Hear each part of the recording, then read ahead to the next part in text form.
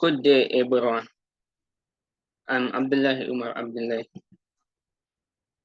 I'm presenting the topic Pearson's, Kendall's two, and Spearman's rank correlation. Is any of them robust to a theoretical fallacy of quantitative traits?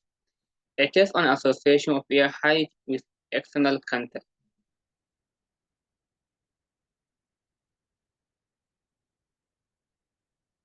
Territory which are studied quantitatively are known as quantitative traits. They include the ear height and the canthal length. Galton's study on children and parents' mid-age association led to the concept of correlation and discovery of regression. Carl Pearson formulated its mathematical definition years later. Pearson correlation is a measure of linear association and it ranges from -1 through 0 to +1. However, it is badly affected by outliers. An outlier is any observation that differs significantly from the other observations. To solve the outlier problem and to be able to make analysis of non-parametric or analysis of non-parametric with parametric variables, two other statistical association tests were invented in form of Spearman's rank and Kendall's two. The outlier problem had been solved by these two inventions. However, Pearson's correlation is still tempered or affected by another factor called ecological fallacy. An ecological fallacy is a formal fallacy in the interpretation of statistical data that occurs when inferences about the nature of individuals are deduced from inferences about the group to the individual are derived. Here on this paper, we try to analyze the ecological fallacy within a group and to see whether any of the three association tests is robust to ecological fallacy. To do that, we group the data into 5 based on proportionality around the node. From much less than mod, slightly less than mod, exactly equal to mod, slightly greater than mod, and much greater than mod. And finally, we will briefly suggest a better association analysis technique that is robust to both outliers and ecological fallacy and will hence be called the coefficient of predictability.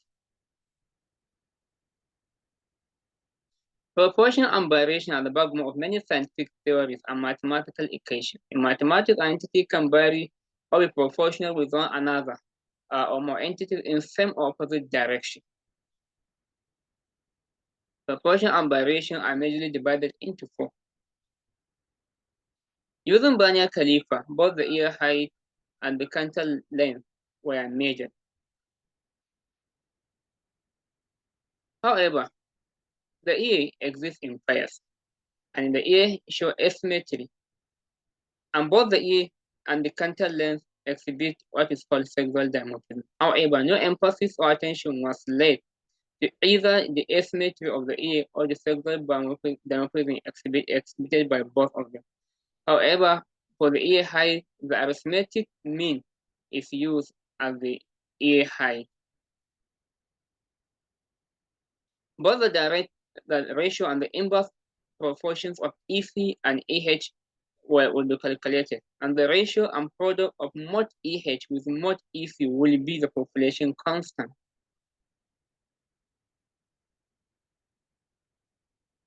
Mathematically, we can put everything in form of equation. That if the ear height is directly proportional with EC, then EH is equal to K1 times EC. And if the ear height is inversely proportional with EH with EC, then EH is equal to K2 over EC. All the two can be combined in a single quadratic equation as presented here. In reality, any two variables, say EH and EC, can be in direct or inverse relationship with each other. However, they can also be in neither. Thus, making the association of variable with any number of variables take the shape of 3 power n minus 1 combination. To put it simple, if we have two variables, let's say A and B, there is a possibility that A is directly proportional with B, and there is a possibility that A is inversely proportional with B. And then there is another possibility that both A and B are not related whatsoever. And now suppose we have another variable C. So now that we have variable A, which is in relationship with two variables B and C. First of all, there is a possibility that A is in direct relationship with both B and C. And there is a possibility that A is in inverse relationship with both B and C. Now we have two possibilities. There is a possibility that A is in direct relationship with B and in inverse with C, or the reciprocal. Now we have four. And there is a possibility that A is directly proportional with B, or it is inversely proportional with B. And the possibility that A is directly proportional with C or inversely proportional with C. Now we have total of A. But there is a possibility that A is in no relationship with any of them. That's the last one. So when we take 3 power 2, making 9, when we factor the last one, 1, a possibility of disassociation, then we will now be left with 8. And in the same way, no matter the number of variable, it will always have the shape of 3 power n minus 1 possibilities.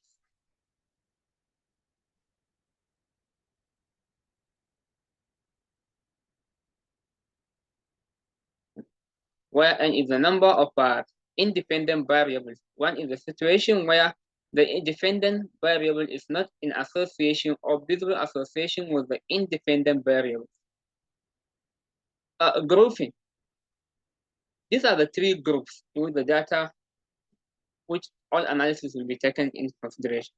First of all, much less than mod, which is less than mod minus 5%, approximately equal to mod, and then and then finally much greater than mod. And sometimes the grouping will be made into 5.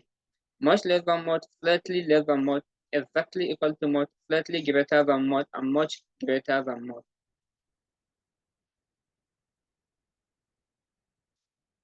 Taking the Punnett square of the two, both EC and EH will be left with 9 groupings. And when we take the 5 groups and take the Punnett square of them, we will be left with 25 different groups. A result shows the mod EC and the mod EH to be 90 and 60 millimeters respectively. Distribution of EH and EC around mod, one group into 3. Around mod, one group into 5. We have exactly 24 people, 24 subjects have exactly mod ear height, and then another 37 have exactly mod EC.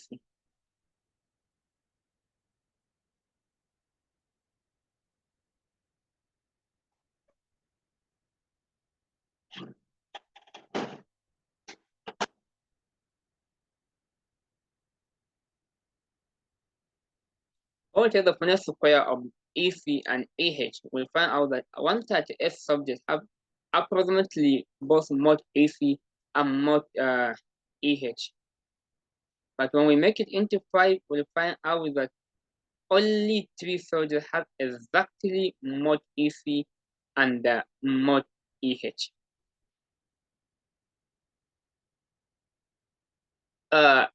Here we take the direct proportion and the inverse proportion, and we group the data into 5, with the mod being the center. Those that are in the proportion of since the mod EC is found to be 90 and the mod AH is found to be 1.5. So those subjects that have exactly 1.5 ratio are presented here, and those that have slightly less than 1.5, and those that have much less than 1.5. And here, those that have slightly greater than 1.5 and much greater than 1.5. And this one is the frequency based on the inverse proportionality.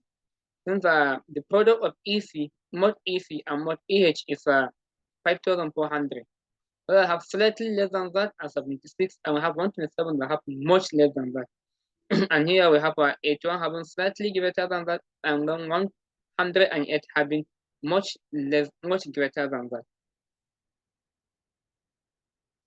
When we take the proportion and the inverse proportion, we'll go down into 3. You find out that 67 subjects have exactly approximately mod direct proportion and approximately mod inverse proportion.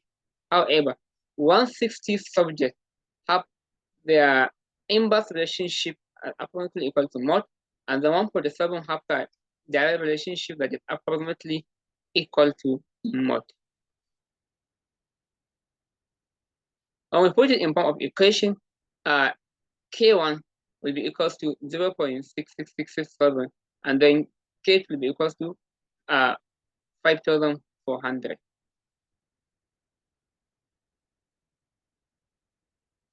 This table shows the correlation of the aggregated data, and the Pearson correlation is 0.222, and the Kendall's is 0.159, Spearman's 0.221 at level of less than 0.01 significance. However, when we take the correlation analysis of the group data, first of all, we take that of the direct proportionality, and we found out all the proportions were positive, and they are much more than the correlation coefficient of the aggregated data in all cases. Here the data were grouped into 5, but both based on inverse proportionality. Look at it, all the 3 association analysis yielded negative coefficient, with maximum being -1 in all cases. And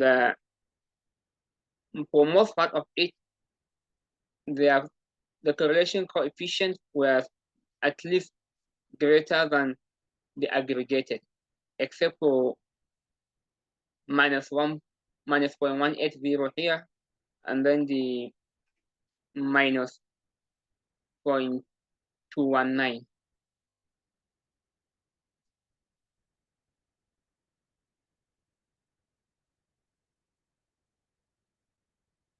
While 24 subjects have exactly mod AH and 37 have exactly mod AC, only 3 subjects have both mod AC and AH.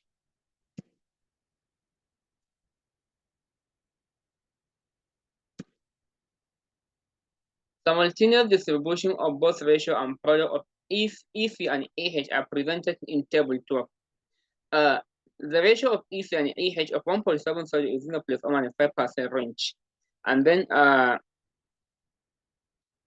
the product of EC and AH of 160 subject is within the ±5% range of the product of the mod AC and mod AH. However, 7 subjects have both ratio and product within ±5% range, meaning the intersection of direct proportion and the inverse proportion of AC with EH is 67. Only 67 from both DP and IP will give 80 and 93 for DP and IP respectively. Collectively, the EC and EH of 240 subjects are either directly or inversely proportional with each other or both. Thus, the union of direct and inverse proportionality of AH with EC is 240. Meaning, we can accurately predict, at least within the error level, predict 240 year height of the population from the value of the AC, and the vice versa. So meaning, if we take this as a coefficient of predictability, since up to 240 subject year height can be predicted by the union of the 2 relationship or the 2 equations that we put it. When the coefficient of predictability or the coefficient of predictability 5 is equal to 240 over 395.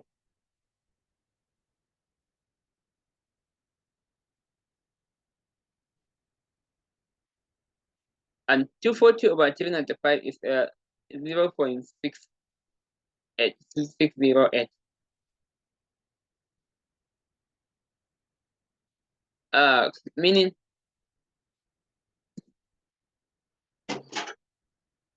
Meaning 240 EH and the AC of subject can be predicted by union of the direct and inverse proportionality equations of EH and AC with EC at maximum error of plus or minus 5% between the measured EH and the equation derived EH.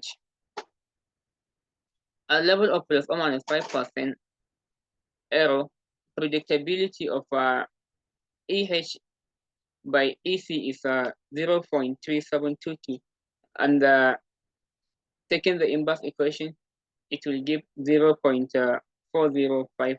However, the 7 within both range. The intersection is 0.1696. Thus, by definition, the coefficient of predictability slash prediction phi is defined as the linear number of proportions of dependent variables with 3 power n minus 1 permutation of n combination of independent variables that fall within the specified range slash limit of proportion of both mod dependent variable with 3 power n minus 1 permutation of mod n combination of independent variable divided by the total number of dependent variable, and it is summarized in form of equation here. In terms of equation, however, coefficient of predictability slash prediction phi is the union number of accurately predicted dependent variable by 3 power n minus 1 equations of a dependent variable with 3 power n minus 1 permutation of n combination of independent variable within the limit of specified level of error divided by the total number of the dependent variable.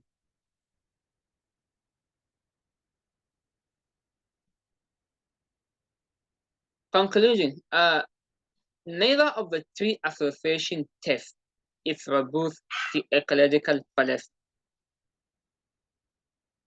The coefficient of predictability is not only robust to the aforementioned, but also informative about the population distribution, sequences, and proportions, and also give the probability of prediction, percentage, and accuracy of a prediction, among others. While Kendall, Stowe, and Spearman's are improvement over Pearson's, the need for robust parametric association tests that is robust to outliers and interpopulation ecological fallacy is eminent. We can see here, despite the fluctuation of air height and the fluctuation of EC, we can still predict up to 240 out of 395 from each other, given the coefficient of co-predictability at 0.608. In contrast to the normal association techniques, which will have the correlation coefficient as 0.222, when we even consider the Pearson's correlation, with even the remaining one being less than that, which means both of them are affected by it. All the association techniques currently in use are affected by ecological fallacy. Neither of them or none is robust to ecological fallacy, and thus we think we want to suggest the shift or use of coefficient of predictability. You can either go with it in form of proportionality, or you can go with it by deriving equations and compare the level of agreement. Here I'm comparing the agreement. Here we choose the level of agreement at plus or minus 5%, but it can be chosen at less than or more than that. Similarly, we use the mod value at the constant, but one can use the mean or the median or any defined specified value. With this, we come to the end of this presentation. Here are the references. Thank you for listening.